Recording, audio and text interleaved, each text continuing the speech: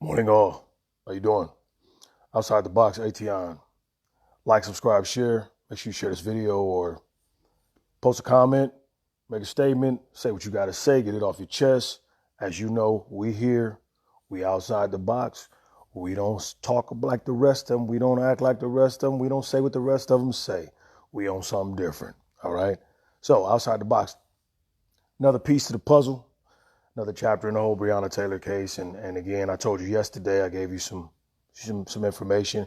If you want to get more information, go back and watch that video, check it out, come back and, voice your comments, say whatever you got to say. But I wanted to put out some information yesterday.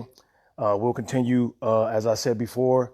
I want to do this in pieces and parts because I know everybody's got a theory on this whole thing and don't understand sometimes why we fight, argue, go at each other and do all these protests and all this when we really don't know exactly what happened. As I told you yesterday, this case goes back to 2016.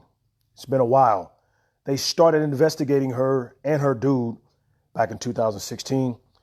She transported money. She was at two to three different trap houses through this process. Eventually came down to the actual death of her, which is so sad because she didn't deserve to die that way. But she was shot, not in bed. She was in the hallway because the guy who was in the apartment with her shot out the door toward the officers and the officers shot back. And it's a really sad story. But again, although I agree that nobody deserves to die, not even, sometimes I believe criminals even deserve, sometimes. It depends, because I know you guys are all about, oh, nobody deserves to die, criminals shouldn't, but until it happens to you. If your grandmother was robbed at the gas station by a criminal cat or a guy with a record, then you care about his record.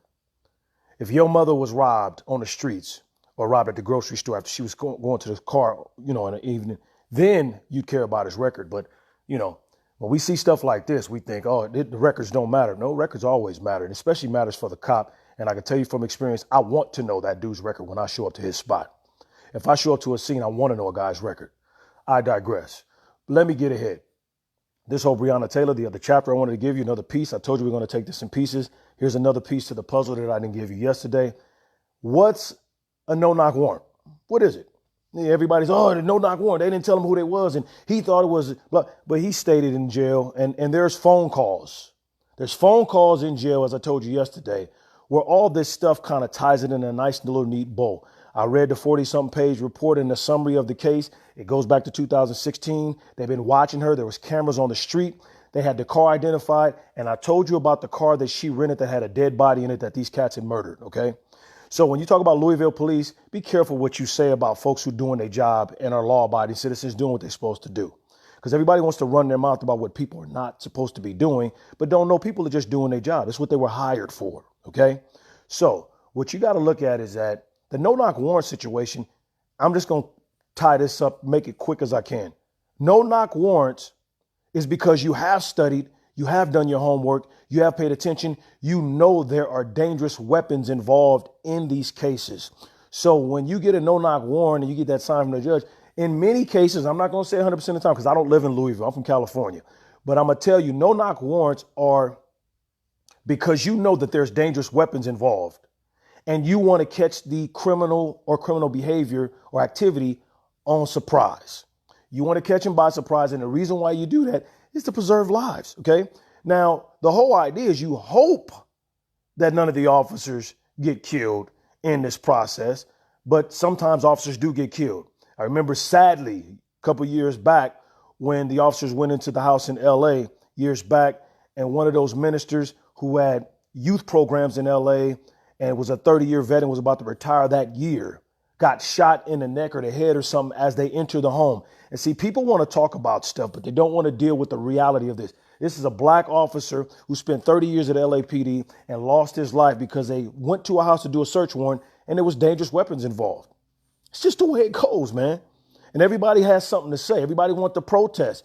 My theory is this. Peaceful protest is cool, i.e. Martin Luther King. But if you peaceful protest for something you don't really know what you're protesting for, and you're just going off of what Sam or Dave said down the street, or you reading the local newspaper who's liberal in nature anyway, they're going to have something crazy to say to you, and you're just going to take off and go run with that. Let's go either loot, let's go riot or let's go protest. What are you protesting for? That's the same thing I said with George Floyd. If you didn't know the whole story, what do you protest for? But what we're doing, and I said this before, I'll state it again. Why are you making decisions based on somebody else's negative decision? George Floyd made a choice. I hate to say that he died because he shouldn't have died, but the police shouldn't have been there in the first place. Why did Breonna Taylor's dead? Why is she dead? The police shouldn't have been there in the first place.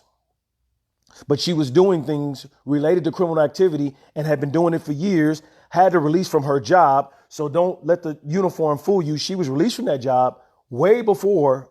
And it was because a lot of people don't know. See, there's a chance that she actually quit the job before they fired her because they knew she was under investigation for the murdered body in the back of the trunk of the rental car that she had.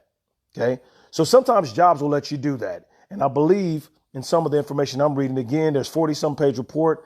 No, I'm not sharing it with you because it ain't my business. I can't do that. But I will tell you that in the report, it clearly states that this woman has been investigated since 2016 and this stuff was going on. They had a whole operation going. And on top of the operation they had going back to 2016, prior to this no-knock warrant and prior to all this activity that took place, it's pretty apparent that they had a reason why they were going to the house. The cameras on the streets specified it. The cars that they had on camera specified it. And when they actually showed up to the house, I believe they knew that there were dangerous weapons involved, i.e. the no-knock. Again, I hate to say this, and I love all of you who seem to feel like you're peaceful, but see, you peaceful protest for what? You peaceful protest for something that has a worthy cause. When did we as black people, as I said yesterday, if you want to go back and watch yesterday's video, it was the only one I did yesterday. So, I remember wearing a Laker hat backwards. Go check it out if you get a chance. But when did we as black people become this race of individuals who accept criminal behavior? I've heard comedians say this. Oh, Clinton was the first black president, bro, because, he got his, under the desk. And he smoked a little weed. Since when did that become affiliated with us as black people? I remember black people from Compton, Linwood, Watts, who had an appreciation for doing things the right way. When did we make it okay for criminal to be cool? When Tupac got popular, when Biggie got popular, look at where they are at now. I hate to say that. We have people that we celebrate for criminal behavior, and we get mad when something happens to them. If you're questioning what people should and should not be doing, I'm going to reiterate this as I've said last week in my video. Go read Romans chapter 13, verse 1 through 3. You're going to get a piece of information that lets you know, accompanied with criminal behavior, accompanied with not obeying laws, accompanied with not following instructions as you go back to being a child in school, there comes punishment. And punishment comes in a host of different ways. When we were in school, it was you get a SWAT. You remember that? You get a SWAT. You go to the principal's office. You get suspended. Or either you get expelled.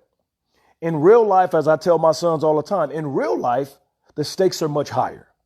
So when you get in trouble in the real world, if you read Romans chapter 13, verse 1 through 3, you find out that the stakes are much higher. Okay? The stakes are much higher.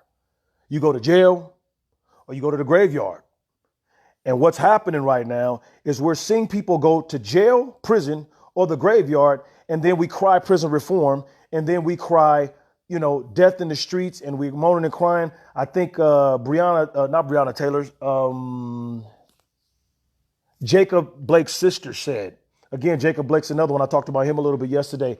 Why are we accepting criminal behavior and then saying, hey, black man down, black man down? No, it's negative, positive. Behaviors are behaviors, man. I don't care what race you are. And the Bible speaks very clearly of it. It doesn't talk about white, black, orange, blue, or purple. It talks about the factual ideology behind doing things right or wrong. And what accompany that is a punishment or something that goes along with that. So I really want to impress upon you and your heart and to pass this along to people you talking to. Let's stop accepting things for what they are or talking about, oh, Clinton's the first black because he played the trumpet or something nonsense like that. And the things he did, we just excuse it. I'm not saying excusing anybody for that matter, whether it was Trump, whether it was Bush, whether it was Obama, any of it. At the end of the day, you have to seek out your salvation for yourself, and you have to read your word. When we kind of pay attention to right, wrong, good, bad, we soon find out that all these things align the proper way. And I think we can take it upon ourselves to understand and realize, you know what, let me do my own homework first before I formulate an opinion or before I run to the streets and get to making something happen based on my feelings or my emotions, because God doesn't deal in your emotions and feelings because they're so up and down, So we have no idea how we're supposed to. Let's make a calculated effort to pay attention, to wait and see what he's saying or how we should respond to things before we respond. This situation with Breonna Taylor, it sucks bad. I hate to see that this woman lost her life. She probably had her whole life ahead of her, could have did something wrong, but she made choices. She aligned herself with certain people, and those people who are now in prison singing like birds. Yeah, it's it's all coming out, And I hate to say it, everybody's upset and you'll get all these negative, different back and forth testimonies. But at the end of the day, her house was being cased a couple years before. The activities that her and her friends were conducting were happening months before, years before, starting back to that body that was found in the trunk in 2016 that she rented. Okay. So let's pay attention as we go forward. I'll continue to add more content and bring more information to you as I get it. Your man Ation outside the box, signing off.